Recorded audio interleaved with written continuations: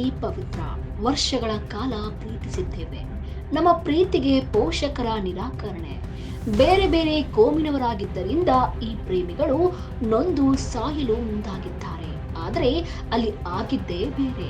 ಹೌದು, ಪ್ರೀತಿಸಿದ ಯುವಕ ಯುವತಿ ತುಂಗಭದ್ರಾ ನದಿಗೆ ಹರಿ ಆತ್ಮಹತ್ಯೆಗೆ ಯತ್ನಿಸಿದ ಘಟನೆ ದಾವಣಗೆರೆ ಜಿಲ್ಲೆಯ ಹೊನ್ನಾಳಿ ಪಟ್ಟಣದ ತುಂಗಭದ್ರಾ ಸೇತುವೆ ಬಳಿ ನಡೆದಿದೆ.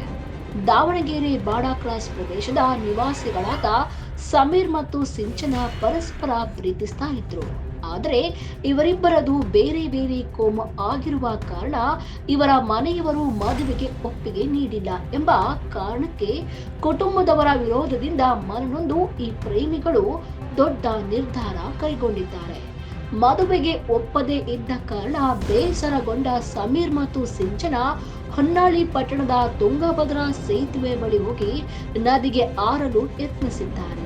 ಆದರೆ ನದಿಗೆ ಆರಿದ ನಂತರ ಇವರು ಸ್ವಲ್ಪ ದೂರ ಈಜಿಕೊಂಡು ಹೋಗಿ ಮಧ್ಯದಲ್ಲಿ ಇರುವ ಒಂದು ಸಣ್ಣ ಬಂಡಿಯ ಮೇಲೆ ಕುಳಿತುಕೊಂಡಿದ್ದಾರೆ. ಈ ವೇಳೆ ಸ್ಥಳೀಯರು ಘಟನೆ ಗಮನಿಸಿ ತಕ್ಷಣವೇ ಅಗ್ನಿಶಾಮಕ ದಳಕ್ಕೆ ಮಾಹಿತಿ ನೀಡುತ್ತಾರೆ.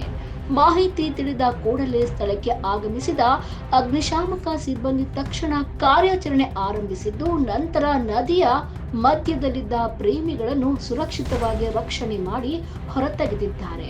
ಅದೃಷ್ಟವಶಾತ್ ಇಬ್ಬರಿಗೂ ಯಾವುದೇ ಅಪಾಯ ಸಂಭವಿಸಿಲ್ಲ ಎಂದು ತಿಳಿದು ಬಂದಿದೆ. ಈ ಘಟನೆ ಸ್ಥಳೀಯರಲ್ಲಿ ಕೆಲ ಕಾಲ ಆತಂಕ ಉಂಟು ಮಾಡಿದೆ.